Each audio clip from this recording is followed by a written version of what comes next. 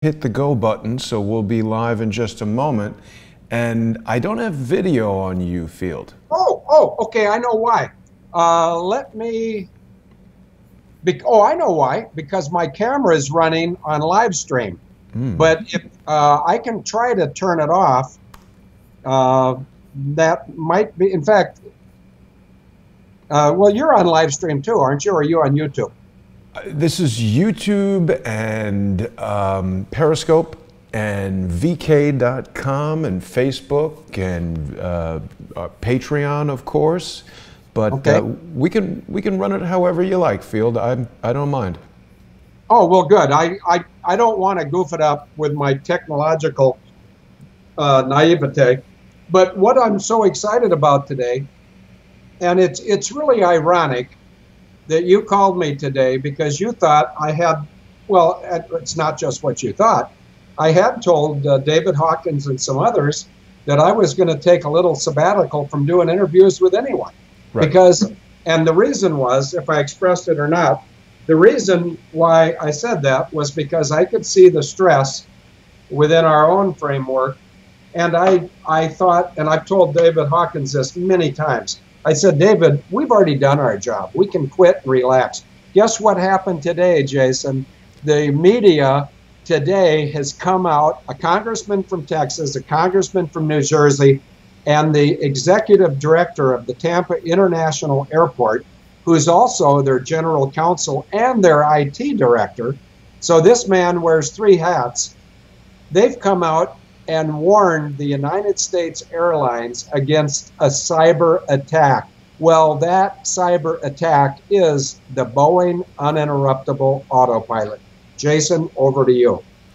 Yeah, I mean, you've spoken about it for as long as I've known you, Field, and it's obviously, you know, David's reverse engineering method has shown us the patents related to it and all that sort of thing. So that's really hard evidence. I mean, when we see a patent's been issued by the U.S. Patent and Trademark Office and the language of that patent describes in detail how the invention works and all that, it really is a very good indicator that that is real technology. And I'm interested to hear more about what you're going to tell us about this possible cyber attack. Of course, you've spoken about how someone could potentially hack the Wi-Fi system of a plane and potentially get to the avionics, the flight controls, etc. And that's obviously a very dangerous situation. We've spoken on many occasions about how the Boeing uninterruptible autopilot could be used, of course, by Boeing or whoever has access to that patented technology to control any airliner that has it installed. And of course, David's spoken extensively about the Federal Bridge, which he refers to as the Imperial Bridge, but this is a public-private access key system that's basically a password network, a network of individuals that have, just like you would log into Facebook. Facebook is not the internet, but it is on the internet. And you can create a group of friends that might have a password to get into a certain Facebook page.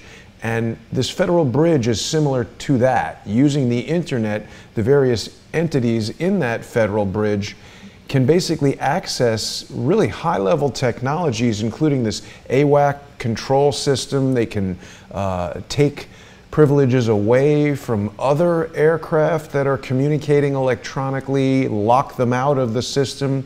They can turn a training session into a live-fire session and wreak havoc, essentially, right?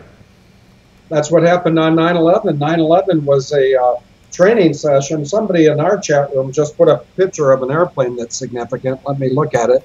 I see it, Eager Beaver.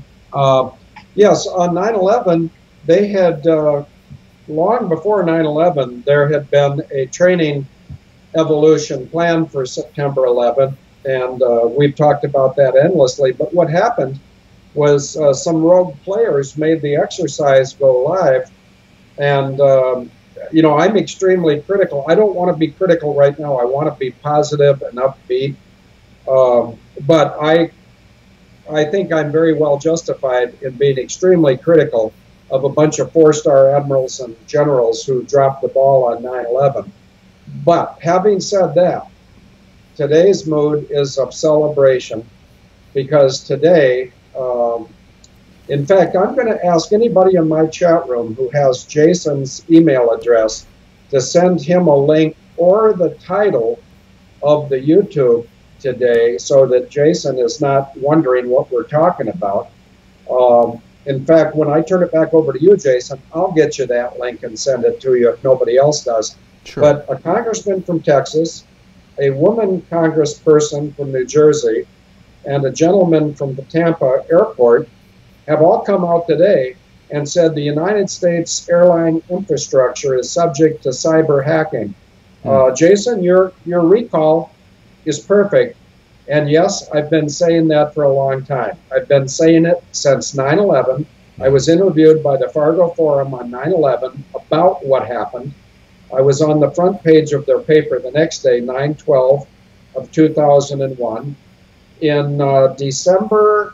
On December 6th of 2006, I had my first conversation with David Hawkins.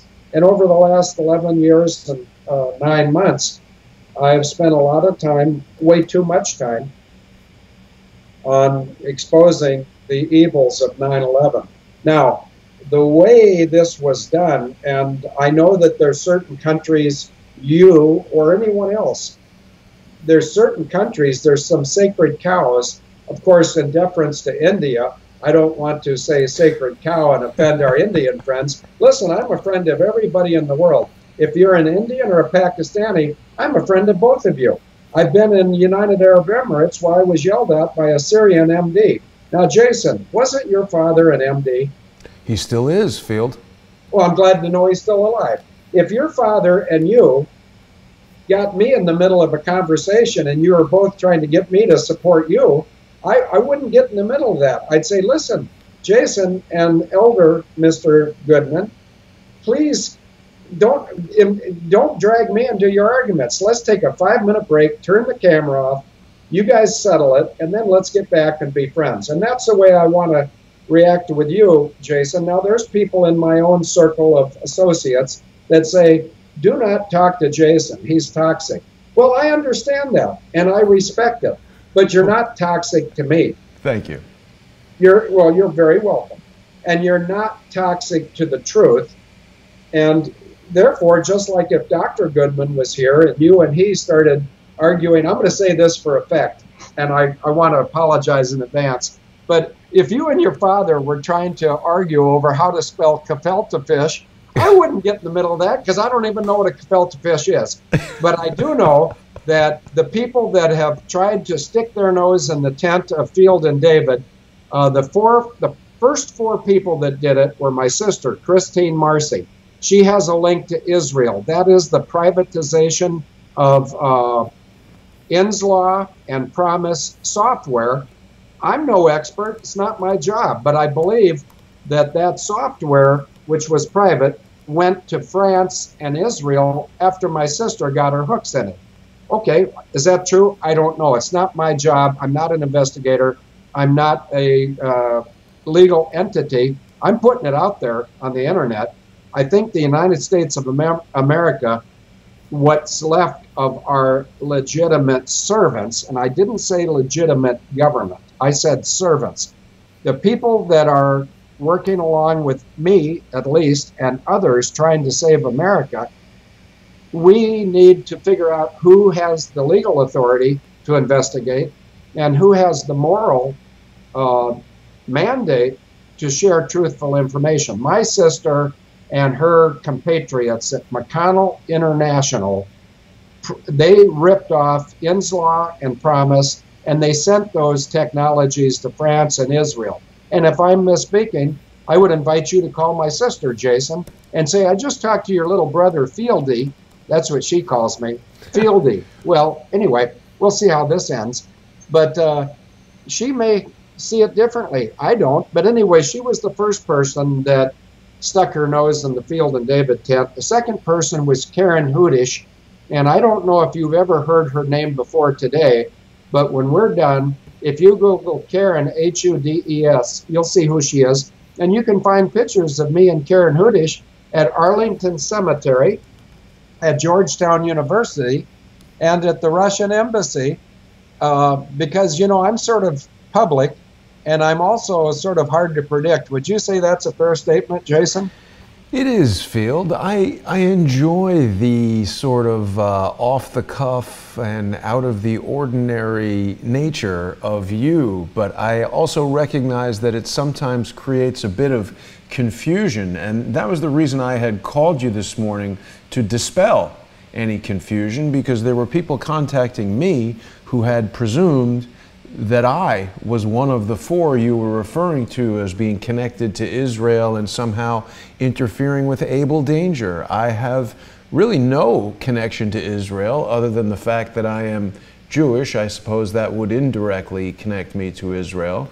But I certainly have never attempted to interfere with anything that goes on at Able Danger. In fact, I've been quite sensitive to not wanting to do that. When you and I did our first interview almost a year ago, which is actually the most viewed video on Crowdsource The Truth, over 200,000 views on that video.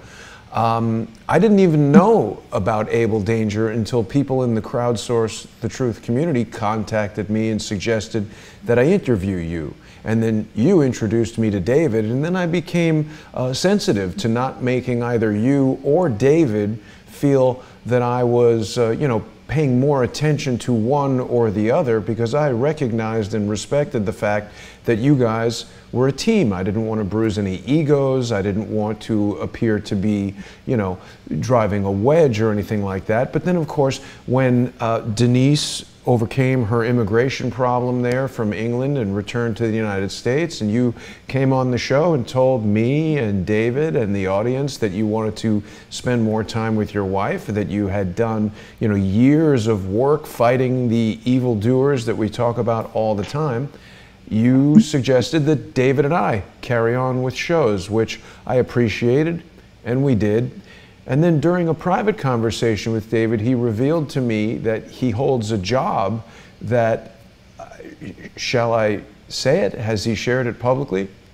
I think he has. If you're talking about cigarette butts? Yes, he's got a janitorial position that, listen, I'm not disrespecting anyone who has any kind of job. Obviously, someone who is working hard, but I felt badly for David that at his age and with his expertise and experience, that in order to survive, he was required to do this job that I felt, I felt a need to try to help him in the ways that I could to stay focused on his work and to be able to earn money at that. So I created the only on Patreon show that is reverse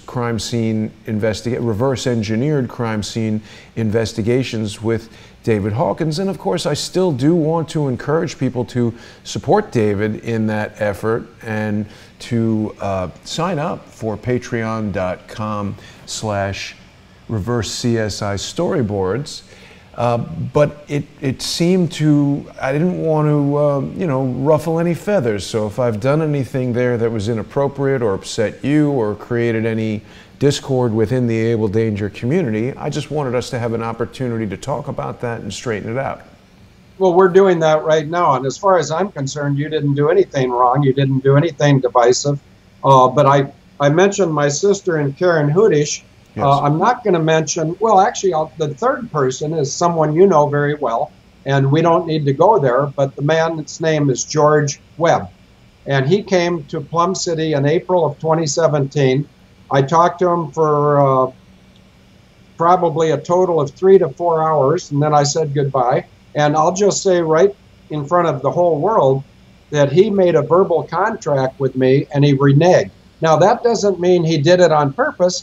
He might have been too busy and he forgot. I don't care. But anyway, no, George allegedly, and I don't have time to investigate this because I don't care. I met George. He was very gracious. He is very intelligent. He was extremely well informed.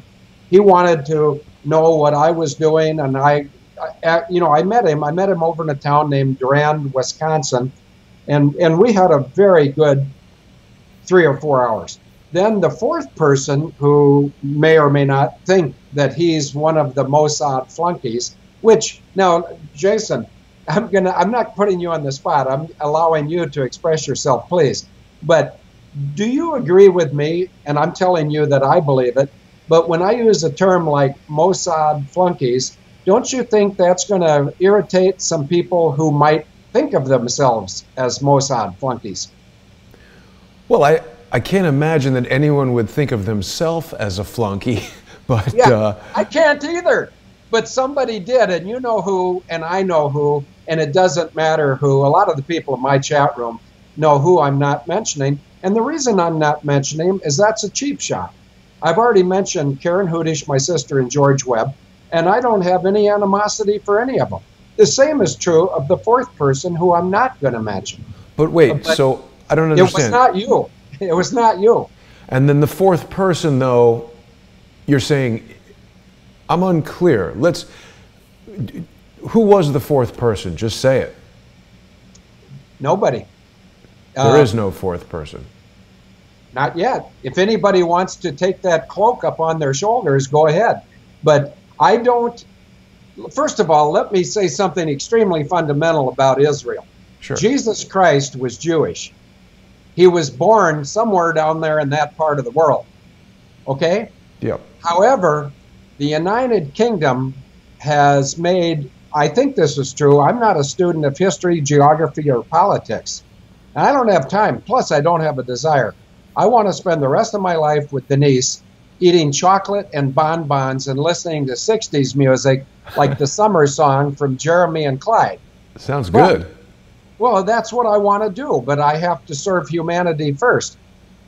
But if anybody were to think of themselves as a Mossad flunky, which I think is probably an oxymoron, but I don't look at anything in Israel as negative. I look at people who have proxified, if that's a good verb. The United Kingdom and certain United Kingdom evil parties have made Israel their proxy. So when the United Kingdom wants to deploy evil and killing and murder and poison, they stick it on Israel. And it's not that Israel alone gets vilified, but Jewish people. Listen, most Jews don't live in Israel. They've lived in a lot of places. They've lived in the Ukraine, they've lived in Russia, they've lived in the United States, they've lived in Canada, they've lived in the United Kingdom. They've been kicked out of some countries. But when I say Jew, I don't mean Israel. When I say Israel, I don't mean Jewish. And I don't want to be disrespectful to either party. But I also don't want to see my country abused by any party, be it Israel, the United Kingdom. Let me tell you who I think, this will blow you out of the water to hear me say it, even though you know it. The greatest enemy to the United States of America is located within the Beltway in Washington, D.C. And I went after a couple of our politicians today, Wisconsin Governor Scott Walker, who is laying naked on a Nazi flag, which I find repugnant. Now, I don't even know how to spell repugnant, and I didn't really go to college. So I don't even know what I just said. But also a senator from Wisconsin, whose name is Ron Johnson, his office called me on a certain Saturday in September of 2017 and said, "Hey, Field, we got a death threat via Twitter with your name on it. Can you explain that?" And I said, "No, but if you want me to try to explain it, give me 2 hours." And I was sitting over in Denise's, that's my wife, Denise. I was in her kitchen in, I'll say Camberley. It's really Frimley Green, but it's over in the UK. And it was a Saturday morning. I believe it was September 11th. I'm not sure. Whatever the Saturday morning was in September of 2017, I got this call from a guy named Scott B. And he's a member of Ron Johnson's staff. And he said, "Hey, Field, what do you know about this death threat that was sent with your name on it?" And I said, "I know nothing, but if you get off the phone and give me 2 hours, I'll find out who sent it." And when I say that, it sounds egotistical. It's not. The chat room at Able Danger, if that's what we are, or Bell Sheet Ministry, or David Hawkins' pals, or Field McConnell's doubters, call it what you will. Our chat room, I believe, in terms of speed, knowledge, and researching quickly. I'll put our chat room against anybody, including, and I think that you and I talked about the Israeli intel agency called Unit 8200. Yes. And aren't they 18 to 21-year-old kids? Yeah.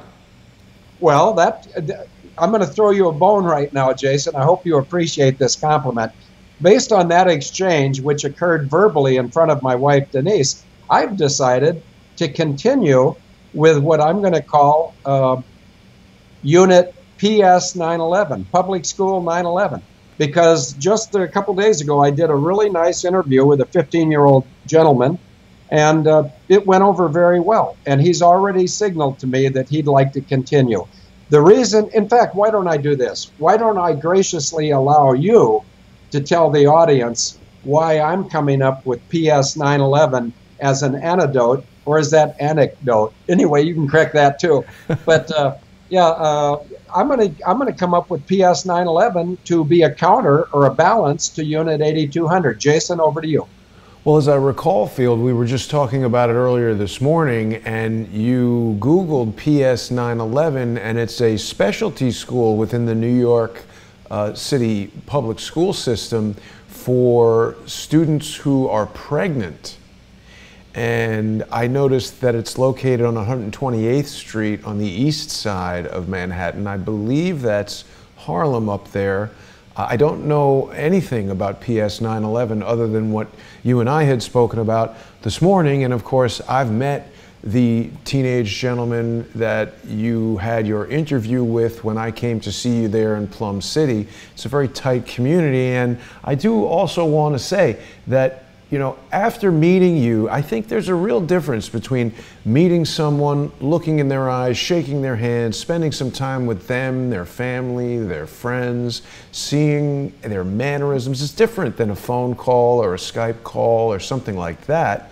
And again, I was confused by some of the things that were going on. And, you know, sometimes you speak in a riddle-like sort of a way, and that's one of the things I think that people admire about you and find engaging and entertaining about the information that you share. And I think it's a good approach because the information is sometimes so incredibly dark. Like, I mean, you're talking about a congressman here, and I'm showing Scott Walker right now a picture of him as a congressman, and of course the image, it definitely looks like the same guy who's in some underwear, some ladies' lingerie, and hanging out on a Nazi flag doing something obviously weird as hell. So this is weird information, and, you know, being engaging in how you share it is quite important. So I think sometimes people misinterpret what's said, and that's another reason I wanted to have this call.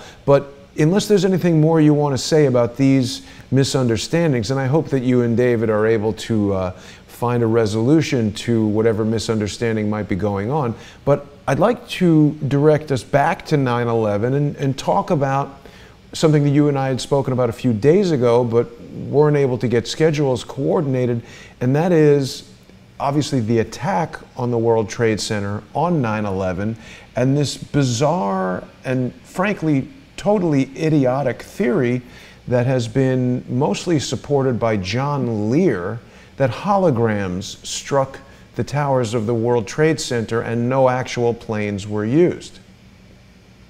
Yes, can I address that? Yes, please. Okay, John Lear is the son of Bill Lear. Bill Lear created the Lear Jet, okay? Now, I'm going to use you as my sounding board and my litmus test. So if I said, "Are you with me so far, Jason?" don't take that as a derogatory comment. What I'm really saying is, have I said that clearly enough for the people listening understand? I think you have. Bill Lear is the father of John Lear. John Lear is the guy that says no planes hit the trade centers on 9/11. And you brought up his name and his testimony, if you will, this morning. And I told you, and I was somewhat vague, or I wasn't precise. I like to be precise when I can. But I said, well, Jason, do you know that I debated John Lear and Jim Fetzer in the summer of 2008 when I was in Kazakhstan, and you said, no, I didn't know that. And I said, well, I'll try to find it if I can. Well, I did find it. It turns out, now I'm going to be off track again. I think it was the 12th of August of 2008. And I sent you a link, didn't I, for the recording of the interview between Lear and myself? I don't know if I got that. I'll have to take a look. Well, don't waste your time. I'll send it again. But it's also in my radio show ad today, and someone in my chat room, oh, this is wonderful. Someone in my chat room, I just noticed the last guy that got in the chat room is a guy I call Mad Dog. So Mad Dog helped me with this. John Lear has a financial fiduciary conflict of interest as it pertains to 9/11 truth and money. Really? Okay. Okay, there, that's perfect. You said yes. That means that the chat room understands what I'm saying. Here's the link. John Lear, the son of Bill Lear, possibly inherited some financial blessings because of his dad's relationship to the Lear Jet, which would have been sold out to the people that are building them now. And the people that are building Lear Jets now, it's called Bombardier, which is a Canadian. Yes. So now this introduces a conflict in my mind. And by the way, I'm not the guy that came up with this. I'm the blessed recipient of what I believe to be the truth. John Lear, if he comes out and says, this gets better and better as my brain gets going faster and faster, John Lear might cost himself some money if he said, yes, those airplanes did hit the buildings on 9/11, and there's no questions, none. There's no questions that airplanes hit the building, but the gray area, and there's already a gray area, there's always a gray area. A lot of people will say airliners didn't hit World Trade 1 and 2. Well, actually, academically, they're correct. They were not airliners, they were Boeing drones. Right. One of them was an E-10, and in my chat room, I hope somebody puts up a link to the E-10. The E-10 is an electronics jet built by Boeing that they didn't get robust sales with the Air Force, so they had a couple of used E-10s, and one of them was used, the second tower that got struck ostensibly by United 175. The aircraft that struck that tower was an E-10. And anybody who's ever looked at the video can see a conformal shape on the lower right-hand side of the fuselage. Oh, and you can, are you looking at it right now? Yes, yes. Take a look at the right-hand fuselage just behind the radome or under the co-pilot seat. You'll see a conformal shape. You mean like a tube underneath it or something? Absolutely, and that tube is a missile. It's a forward-firing piece of ordnance. Airliners do not have missiles. Huh. Okay, there it is for everyone to see. And that missile was fired about 3 frames in now you're a movie camera guy. How lovely. I don't know a typical video camera how many frames per second it might transmit. Do you have any idea generically? I do, and it's a very pertinent question because we also need to recall that most of the video that we've seen of this was photographed by amateurs. Now, in 2001, consumer video cameras were only operating at, it's technically 29.97 frames per second, but let's call it 30 frames per second. Your iPhone, your Android phone, you can set it to a high-speed setting. The newest iPhone goes up to 240 frames per second. And the reason it does that is that if I photograph an airplane traveling at 560 miles an hour at 30 frames per second, I'm only getting a very limited number of samples in a given second of the motion of that airplane.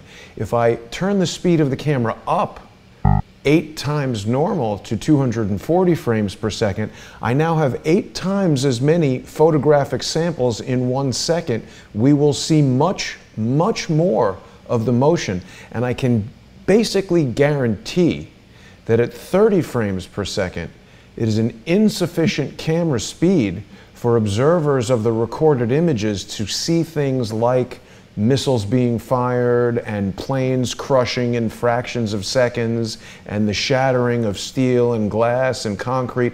All of that detail is lost. Now, a lot of people, Field, have taken some of these amateur videos photographed by tourists or news people or whatever on September 11, 2001, and they've slowed them down in post-production. This is not the same as photographing something with a high-speed camera. When you photograph with a high-speed camera and play back at normal speed of 30 frames per second, if we photograph something at 240 frames per second, 1 second of action in the real world will take 8 seconds to observe. So you start to get an idea of how much more information we have versus taking those 30 frames, which are missing all that information, and either stretching them out by duplicating the frames, or a more modern technique is to use something called optical flow. It basically uses very intelligent software, possibly artificial intelligence, I don't know. We'd have to ask David or Quinn Michaels or someone. But it basically analyzes the entire frame, and then the next frame and the previous frame, and it basically is able to determine the vector of a pixel, an individual dot of image information, and it interpolates each pixel. So a piece of software determines what in the video image is moving versus what is stationary, and instead of generating artificially created entire frames, which is the old method, it generates artificially created intermediate pixels. Now, for entertainment and for movies and certain things, this is a much better way to do it, but it cannot manufacture information that wasn't there in the original recording. And there are a number of ways that this optical flow pixel vector analysis technology can be fooled. Now, I want to thank you, Field, for pointing out that my expertise is in motion picture production, digital camera design, visual effects. A lot of people have obviously seen every day I'm doing photo manipulation, so I'm very familiar with all of these techniques. I've invented stereoscopic video cameras. I'm very, very aware of a multitude of projection technologies, holographic technologies. And the thing that was so disappointing to me, I'm not trying to disparage John Lear, although I have come to the conclusion that he's either totally ignorant of holographic technology and kind of a dope, or he's deliberately spreading false information. Because when I called him, and I do have a recording of the phone call, I don't think it's appropriate to share right now, but possibly in the future I may.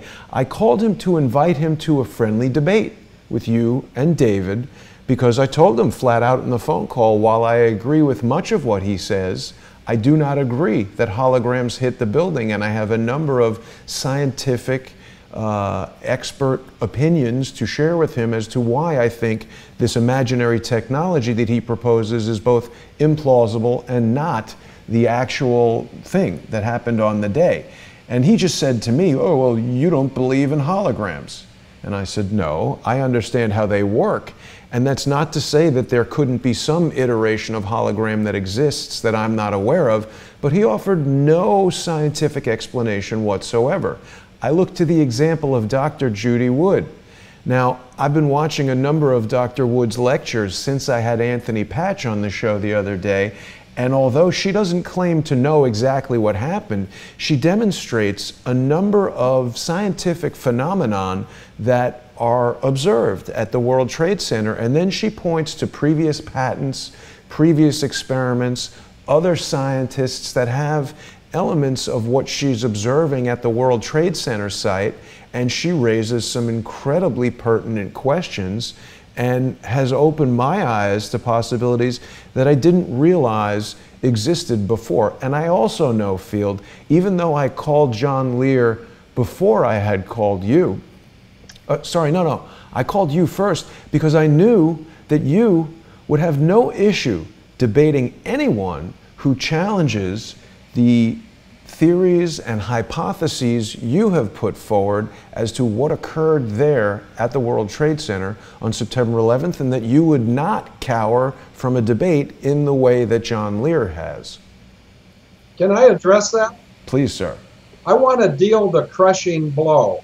But before I deal the crushing blow and knock him out of the water forever, I want to say that this goes back to New York City and a group called the Lovin' Spoonful, and a brilliant man named John Sebastian who wrote a song called Butchie's Tune. Now I'm going to ask my chat room to put up Butchie's Tune, and after you fade out, I'm going to play it for my chat room.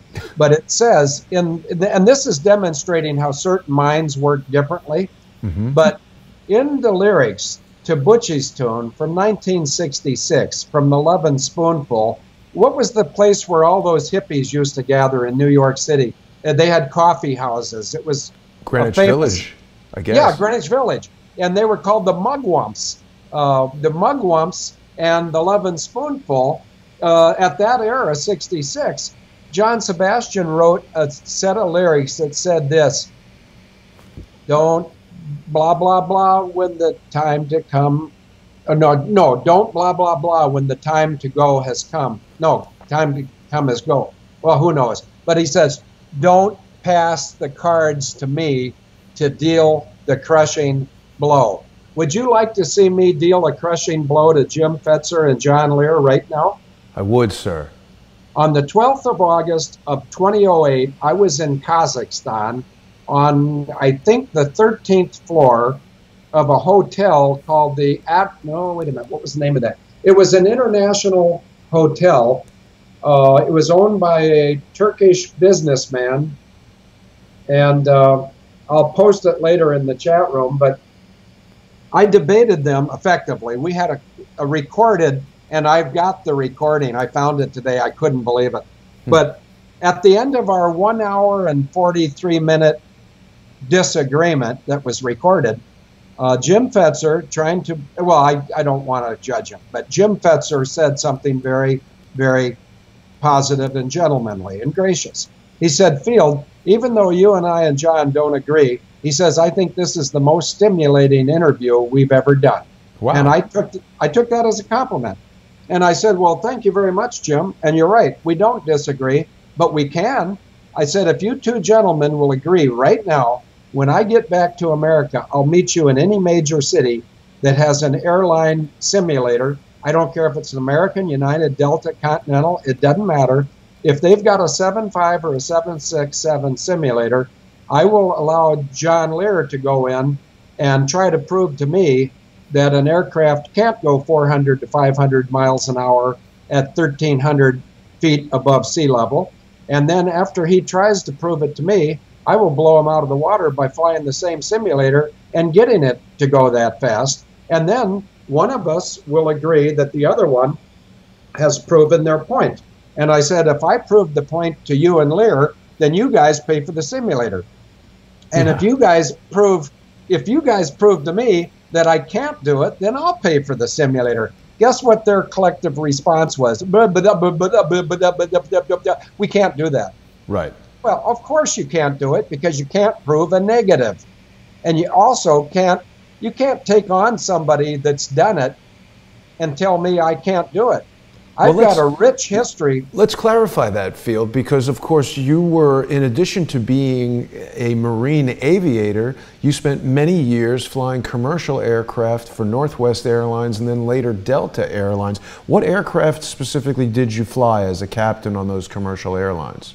I flew the Convair 580, which is a amalgamation of a Convair A340 and A440. And they took the piston engines off. They put General Electric T56 engines on there, and they turned the Convair 580 into a straight wing aircraft, 2 engines, built originally. Oh, this is amazing. They built them from 1948 to 1957. Now, where that came from, I don't know, but it's the truth. Well, when they put the turboprop engines on, they had more than twice the horsepower of the reciprocating piston engines. And I've got an air traffic controller in Chicago who called me one day. This is true. I'm glad, and I know you're coming up against 20 minutes to your next show.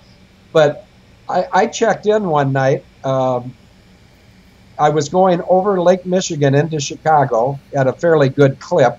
the speed limit is 250 knots below 10,000 feet. That's a federal regulation. Well, I wish the federal regulations applied to our congressmen and senators and not just us pissant airline pilots. But anyway, the controller, who is really a cool operator, and by the way, it's my opinion that the Chicago air traffic controllers are the best in the country. They are such a pleasure to work with. But anyway, this guy, very glibly, by the way, and I said that for a reason. If you email me later and say, why did you say glib, I'll tell you. I did it for a reason. Okay. Maybe you already know from something you've seen earlier today. But anyway, the letter from some guy in New York, it's in there. It's in there, glib. But anyway, I'm going across Lake Michigan going pretty fast, and we're going, and the reason is we were going into a layover in Chicago, and my favorite part of airline trips was the layover. The flying was just getting from layover to layover. Let me focus here for a second, Field, because we are running out of time. So, but you've flown this turboprop plane, but you've also flown jet aircraft, of course. Oh, sure. The 727, the DC-9, the MD-80, the DC-10, the Airbus A320. And you can overspeed every one of them. And I've done it. So what I've heard John Lear say is that because of the air density at 1 atmosphere, or essentially, you know, just above sea level, the plane hit the 40 whatever floor. It was 800 feet off the ground, 1,000 feet, something like this, something in that range. So if you got in the plane and you weren't concerned about damaging the aircraft and just, you know, went into a dive and put the engines on full throttle, I don't see any reason why it wouldn't go 550 miles per hour right into the building. It will. And the problem he's got is he's talking about something in scientific terms called VNE. VNE, Victor November Echo. That means airspeed never exceed. Now, you've obviously dealt with attorneys in your 45 years. The airspeed limit on an airliner is set by attorneys, not by pilots. I've exceeded the speed limit in every airplane I've ever flown. How's that for a bullet statement? Well, certainly it could damage the aircraft. There are aerodynamic tolerances that any aircraft has, but I mean, as even a layperson who's never flown an airplane, I've traveled in airplanes all over the world, and from New York to Los Angeles, for instance, 2,800 miles. It's happened in as little as 4 hours and 45 minutes or something in that range. That's 500 and something miles an hour. Yes, we're up in the air doing it, so there's less air resistance. But just as with a turbocharged car, the air pressure is lower. So, I mean, when you go down and have higher air density at 1 atmosphere, I would think a jet engine would be more effective at moving air. Actually, the more air that you cram into a jet engine, the more thrust you get out, because the jet engine itself is a force multiplier. And so if you're at a lower altitude where the density of the air is higher, does the same follow, that the jet engine is creating more thrust? Yes. In fact, if you take a look at the intakes on an F-15, an F-4, or any of these modern aircraft, what they have, and I'd say the best way to see it is on an F-15 engine.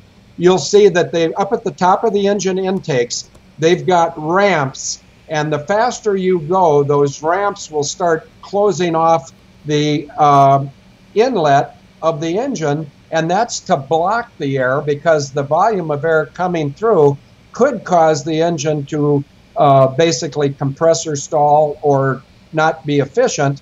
And so what they do is, as you get going faster and faster, the opening at the inlet of the engine gets smaller and smaller. Let me make this real easy for you, your listeners, and my listeners. If they go to YouTube and Google Anthony Lawson, A-N-T-H-O-N-Y, L-A-W-S-O-N, and Impossible Speed, he did a very good short 1-minute YouTube that has myself and a British attack bomber going, in my case, I was going 690 miles per hour in an F-4 right on the ground. And I'm talking about right on the ground, like 15 feet. And the airplane, I could have gone supersonic. And Jason, I'm not harking back to my youth. I'm just getting energetic about telling the truth. I could have gone supersonic at 15 feet above the ground. The reason I didn't, I was at an air show in Bozeman, Montana, And I have a history of drawing bad attention from authorities. And so I went to the FAA guy at the air show, and I said, hey, I'm the guy flying this F4 in about 30 minutes. Tell me what I can't do, and then watch what I do. And he said, did you say doo-doo? And I said, no, I said D-O-D-O. And he said, oh, good. And I said, but I'm trying to avoid your doo-doo. I don't want you sending me paperwork after this air show. But this KC-135 tanker and I want to demonstrate an air refueling. Then when we're done with that, I want to come by going so fast. If I went any faster, I would, whoever put up the F-15, those are the tailpipes. I'm talking about the other end of the engines, the intakes. But anyway, I said, I want to do an air refueling with the tanker, and then I want to come by and I want to show the crowd what this F-4 will do. And I said, so tell me what I'm not allowed to do. And I'm going back to 1985 in July of this FAA guy who was very gracious. He said, do not fly over the crowd. Do not point at the crowd. And there you go. I see your picture behind you, Jason. That's it. Yeah. And you're looking at the right intake of an F-15. And that vertical ramp will close down from high to low to cut off the air supply to that right engine so that they can go supersonic down low.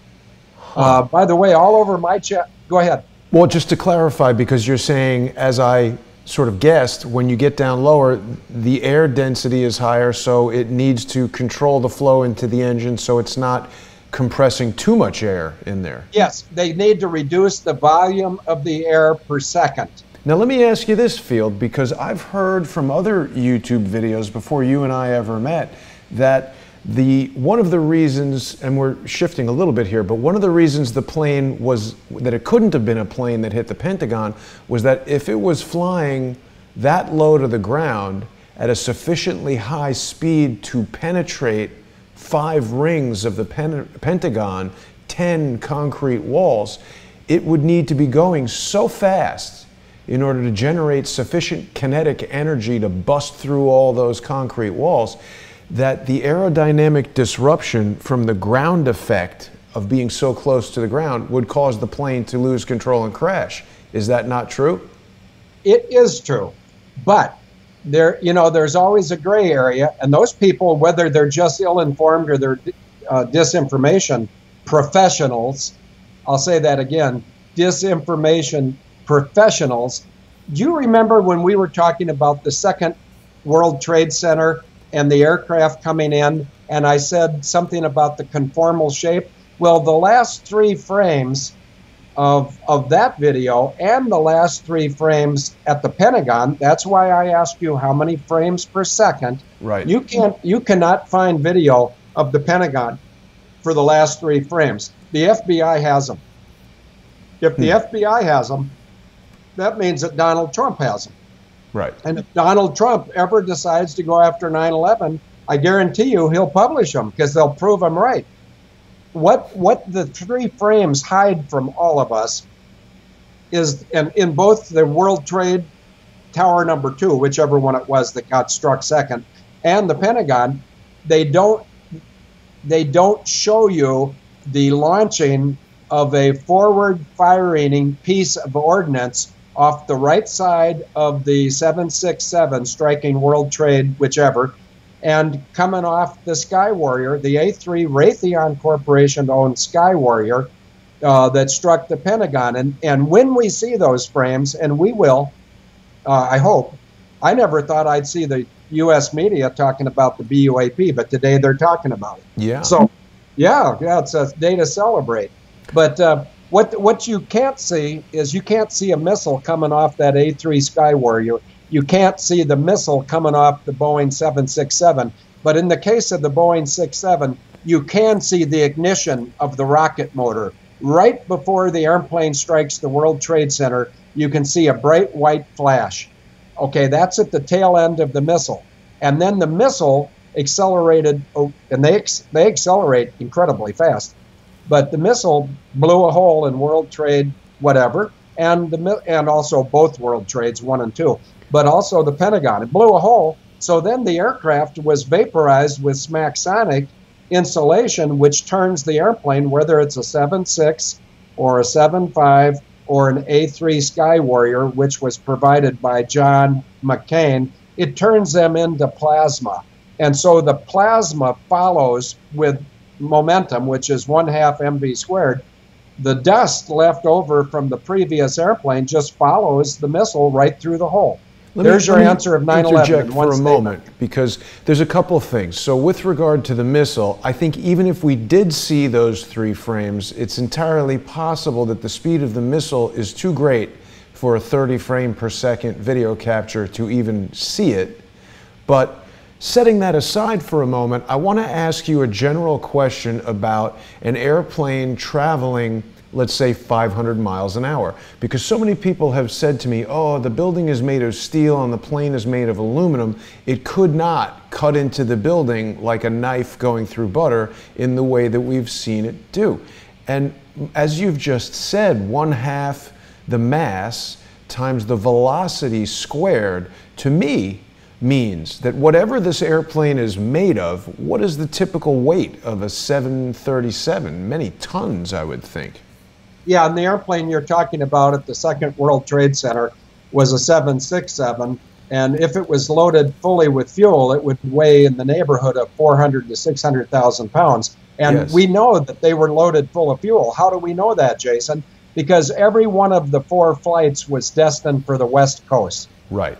So my question, Field, is that if a plane weighing 400,000 pounds, traveling at 500 miles per hour, struck a building whose exterior was not solid steel and concrete, but rather a mesh lattice, Yep. supporting a lot of glass, the real strength of the building was in the center columns of the elevator shafts, and it was a very uniquely designed building. In part, it was designed like a net that was intended to absorb the kinetic energy of an aircraft if it would hit. My question is, wouldn't the force generated by a 400,000 pound aircraft traveling 500 miles per hour be so great that it would easily penetrate the face of the building? Well, I would just make this analogy because I like to make things simple. Now, I don't know if you ever drink anything, but I know George does because I've seen him. But if you take a beer can made out of aluminum and you take a hydraulic piston with 7,000 pounds per square inch of hydraulic pressure and you put that beer can between the hydraulic piston and any building, it's going to squish the beer can first. And if you don't stop the hydraulic piston, it's going to go right through the building next. What happened on 9/11 at World Trade I, World Trade II, and the Pentagon was the missile was fired roughly 3 frames outside the building. The missile went through. It's called a bunker buster, and it penetrated. I mean, take a look at the Pentagon hole, 16 feet. The airplane didn't go through the hole before it got vaporized, but when it got vaporized, the mass of the aircraft, the remnants are still going 500 miles an hour, if that's true, or 400, but they're all dust, they're plasma, and so they go right through. I'd love to, I think what would be great sometime, Jason, is for you to moderate after the truth comes out, and, you know, maybe if you want to, you and David want to have a meeting somewhere, I'll be glad to explain this, and I'll take on every scientist, every pilot, and every bullshitter in the world, and I'll chew them up and spit them out.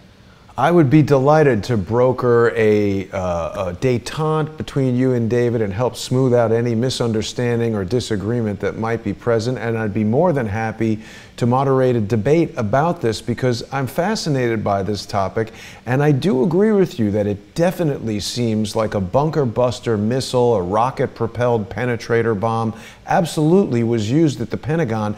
I do not see how an aircraft could fly at a speed sufficient to prevent it from stalling, but not too high that the disruption from the aerodynamic effect and the close proximity to the ground would cause it to crash before it hits the building.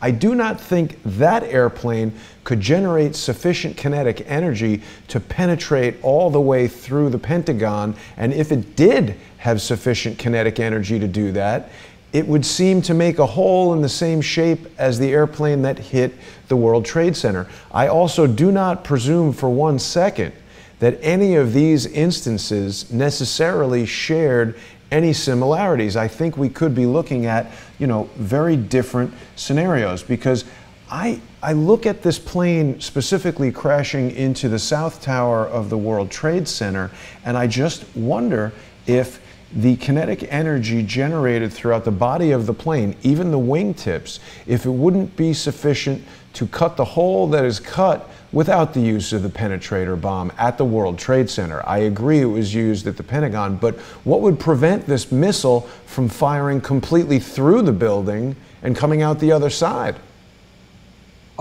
In the case of the Pentagon, I'd say it just met too much resistance. Specifically the World Trade Center. Specifically the World Trade Center. It did come through the other side. You remember seeing United 175, you see it hit one side, and you see a bunch of crap coming out the other side. Yeah, take a look when you get a chance. I know you got to run. But if you take a look at a video of the second airplane hitting the second tower, you'll see a big entry wound, and then you'll see there's a bunch of flame and wreckage coming through the far end of the World Trade Center. Right. Well, that doesn't necessarily differ from what I would expect to see if it was just a plane, but there's just so much video footage that causes me to believe that a 400,000-pound aircraft hitting the building, you know, the arguments that are made by the people that say that it's a hologram say we don't see any crush of the plane or any material. You know, what I'm saying is 30 frame per second video is totally insufficient to observe those type of phenomenon. You'd need 1,000, 2,000, 10,000 frames per second to see that sort of thing. And I definitely think a 400,000-pound thing made of aluminum traveling 500 miles an hour, I believe it could penetrate the building. The last bit of evidence I'd like to share, and I'm sorry, Field, I don't know if you can see this. Let me see if I can just very quickly get a screen share going so that you can observe this with us in real time, because so many witnesses on the day of the event said that they observed a plane that appeared to be black or dark gray. And that's obviously no windows, and that's obviously inconsistent with a commercial aircraft. But again, we're talking about, you know, did planes hit the building today? We're talking about, did planes hit the building or did holograms hit the building?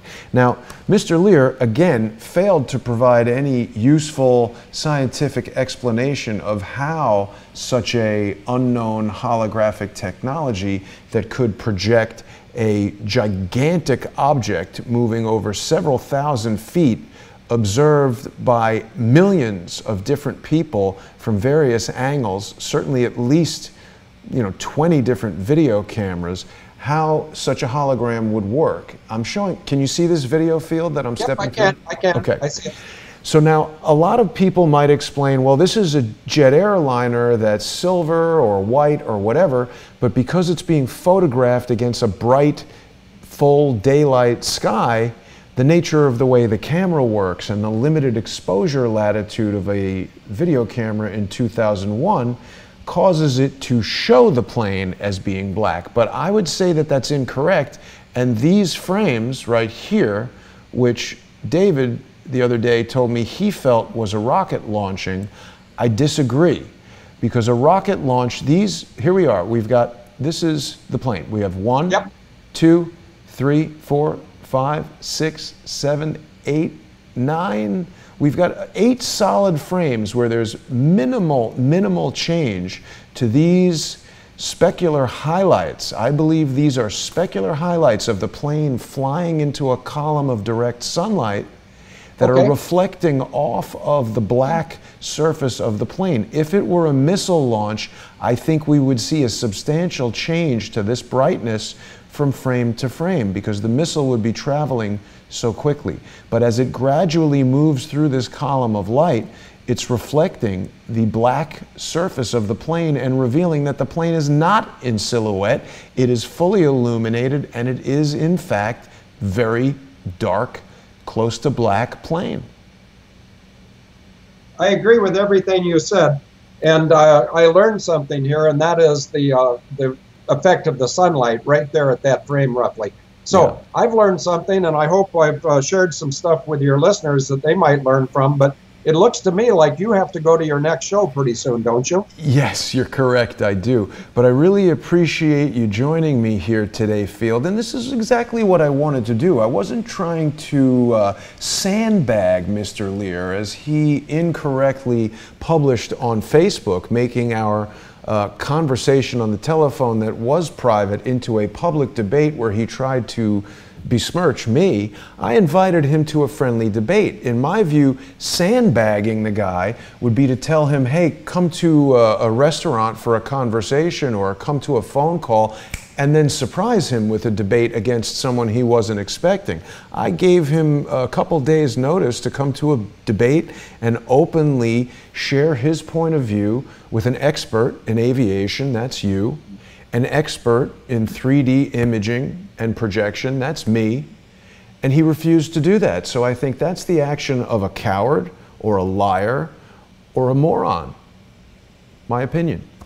Well, if those are the three choices, I don't like any of them, but I'd say the choice in the middle is the most likely.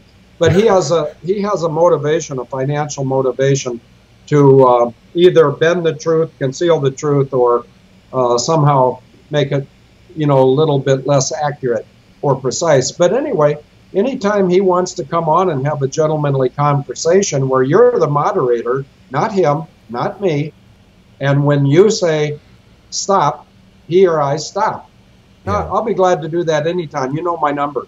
I appreciate that, Field. I doubt that Mr. Lear will agree to it. I don't think he and I are friends, but I really do appreciate you joining me today. I think that 9/11 remains one of the most complex events, and there are so many details to it that this type of ongoing analysis and sharing our expertise, obviously I know nothing about flying aircraft, and I've got a great deal of knowledge about how video works, how visual effects work, and so by sharing our knowledge, our experience, I think we can learn much more together. I want to thank you so much, Field. And where is I know you've sort of changed direction, you are now Bell Sheet Ministries. Where's the best place for people to see you? Guess what? It's abledanger.org. I mean, David and I can go our separate ways, but we can never stick 11 years and 9 months, into a bag and burn it. So, we're at the same place. I will send you a link later. I know you've got to run. I'll send you a link to the whole archive of all the Able Danger shows, and that's where Bell Sheet Ministry has taken over for a time being. And who knows, maybe by November or December, David will change his mindset. It doesn't matter to me. Well, I'm full steam ahead, and I'm not separating myself from David. He's brilliant. But, I've got some expertise too, sure. And my expertise can solve 9/11 at a high school sophomore level. Sure, and I certainly hope that you guys can work out the disagreement that you're having right now. To the extent that I'm able to assist with that, I am at your disposal, Field. I hate to see you guys in disagreement, and I hope we can work that out. I want to thank my guest, Field McConnell. I always love having you on, Field, and thank you for joining me. Have a great afternoon. I will speak to you soon. Okay, well, thank you for your time too, Jason, and I appreciate the opportunity. Goodbye. Okay, and I'll be back in just 30 minutes with Michael Barden, Targeted Individual. So please join me for that right here, everyone. I'll see you at 4:30.